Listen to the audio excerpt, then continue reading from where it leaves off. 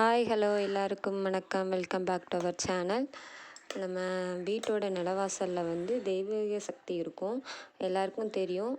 வீடு கட்டுறப்போவே நிலவாசல் விடுறதுக்குன்னு தனியாக வந்து ஃபங்க்ஷன் மாதிரி வைப்பாங்க.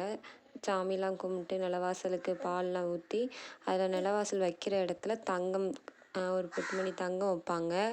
தங்கம் காசுலாம் வச்சு தான் நிலவாசலை வந்து வீட்டில் வைப்பாங்க. தெய்வீக சக்தி வந்து நிலவாசலில் அதிகமாக இருக்கும். அதனால தான் எப்போவுமே சாமி கும்பிடும்போது தீபாரணையை வந்து நிலவாசலில் காமிச்சிட்டு தான் நம்ம சாமிக்கு பூஜை ரூமில் காமிப்போம்.